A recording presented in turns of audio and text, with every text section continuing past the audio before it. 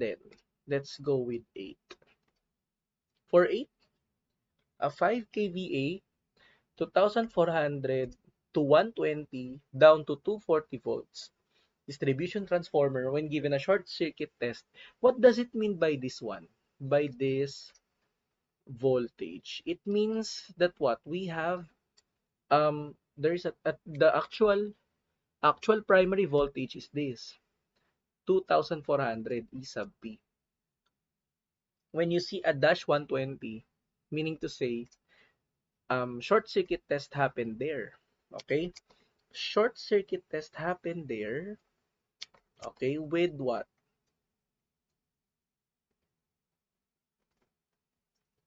With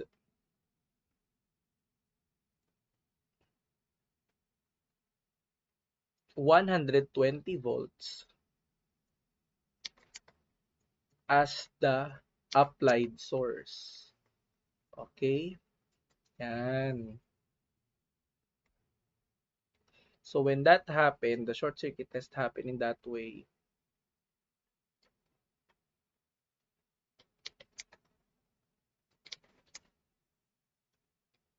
Um, this is what happened, no? Of course, voltage here.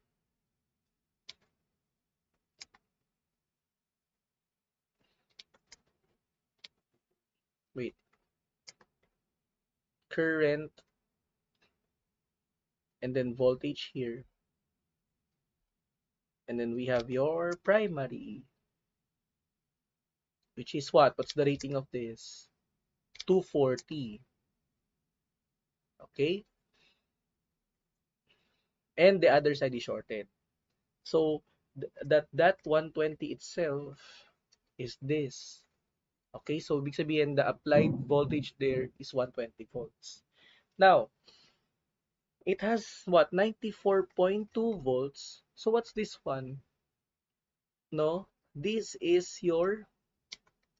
what we call in short circuit test. This is the ESC, the short circuit voltage with rated current, no? So meaning to say this is what the original I sub P flowing in the shorted wiring. What is the per unit impedance of the transformer? Okay, since we're only looking for the impedance only, meaning the what do you call this one? The magnitude of the impedance only, then we have there what? Um ZEP is ESC over IP. Do you remember this?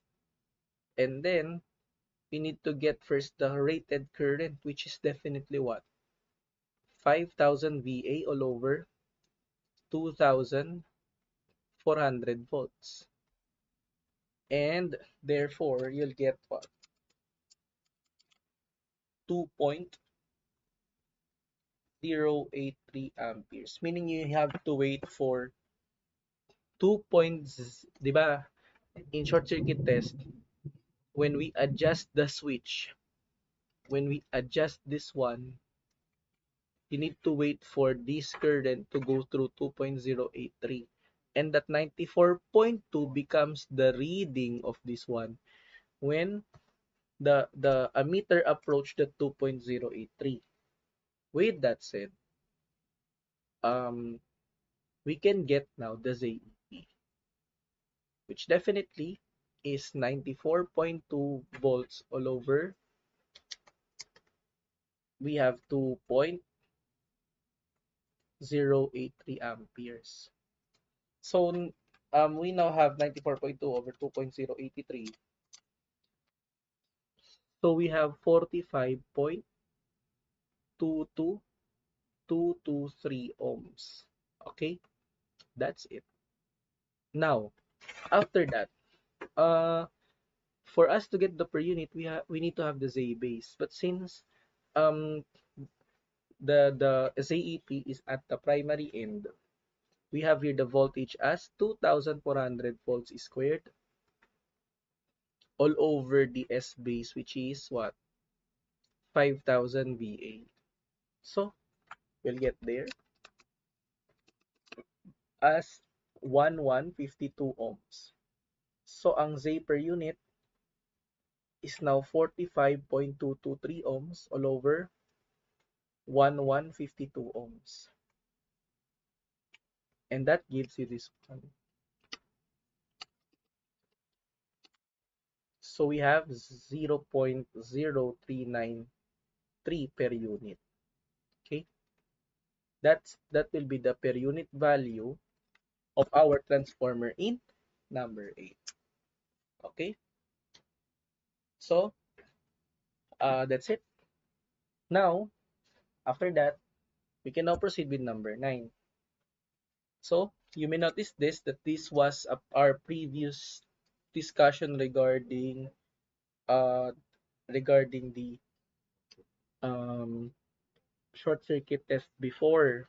Now, to compute the voltage regulation, kasi we already know how to get this one using per unit values.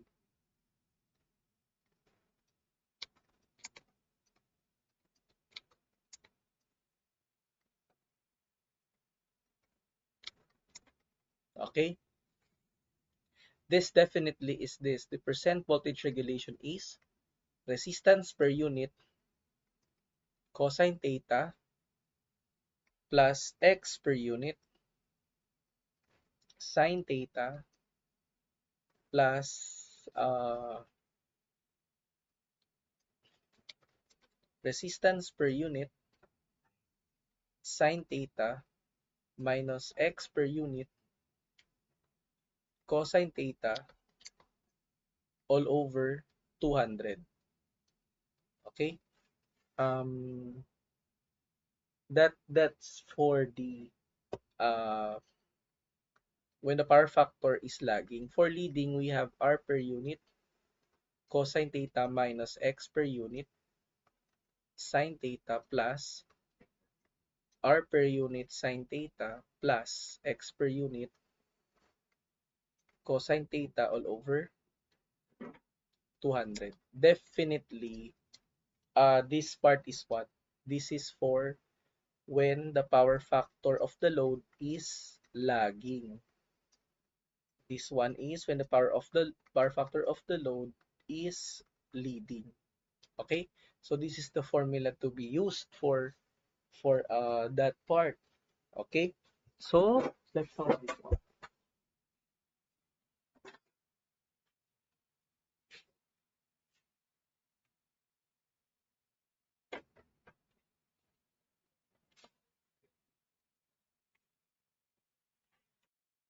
So let's solve this one. Wait, by the wait lang ah.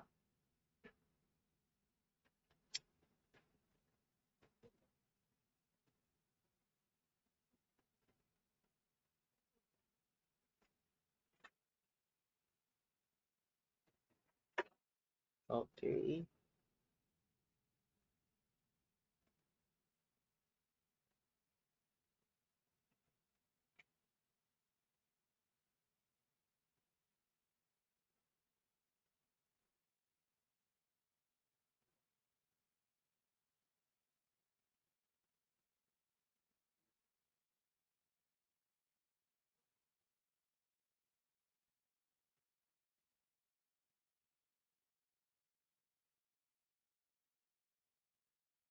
For this one, the following data were obtained. This was in short circuit test. Okay.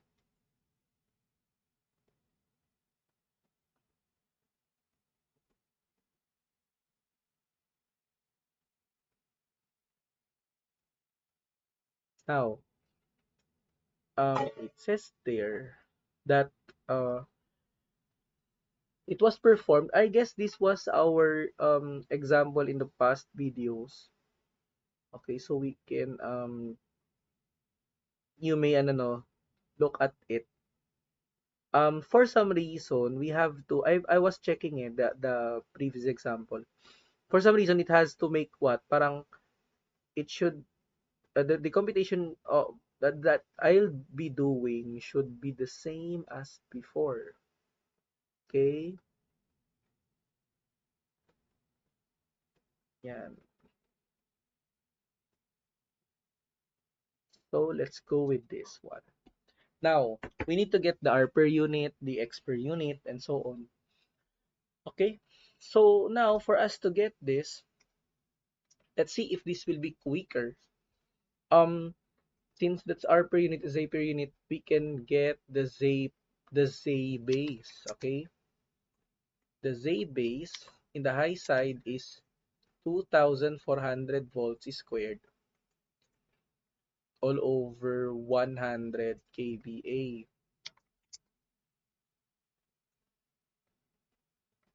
Okay?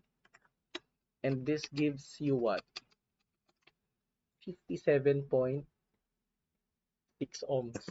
Now, after that, the Z per unit becomes this. Sorry, the ZEP for the context of this problem is this ESC with 72 volts over the ISC of 41.6 ohms. Okay, so this becomes 72 over 41.6, which is 1.7308 amperes. Or, sige, pwede na yan. 1.731, not amperes, ohms. Amperes, and then this is ohms. Okay, next is this one, the REP.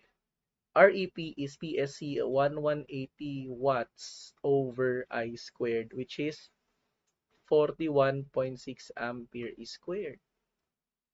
And therefore, the REP gives us 1180 over 41.6 squared, which is 0.682 ohms. And what? We can get the X from there. XEP is the square root of 1.731 squared minus 0.682 squared. So these are the actual values of your R and X. For some reason, this is lengthy computation, but it is useful in the past because in the past, no, there's a difficulty in obtaining the percent regulation in using complex numbers. So 1.591 ohms. Now let's go with the R per unit. The R per unit becomes 0.682 ohms all over 57.6 ohms. So this becomes the R per unit, which is 0.0118 per unit. Okay? While X per unit is 1.591 ohms all over the Z base as 57.6 ohms, which is 1.591 over 57.6 as 0.0276 per unit. Okay, that's it. R and then X. Ngayon, um, there's something missing here, no? There's no what? Power factor. However, no? Um, if we're looking for the power factor, let's assume what? The power factor is unity. Okay? So now, if that's the case, or may I adjust something? For us to appreciate the values being represented here, can we have a 0.8 lagging for this? Okay? Kasi no, for 0.8 at least we'll have what? Different value of the cosine. If cosine theta is 0.8, the sine theta becomes what? The sine theta becomes, what you need to do here is to get the arc cosine of 0.8 and then get the sine of that one, which is 0.6. Okay? So let's go with the voltage regulation. The percent voltage regulation is this. R per unit 0.0118 times cosine as 0.8 plus um and then X as, what's the X per unit? 0.0276 times zero point 0.6, and then plus it's 0.0118 times zero point 0.6 minus 0.0276 times zero point 0.8 all over 200. Okay? If you try this one, solving it using the usual process that we did before, um,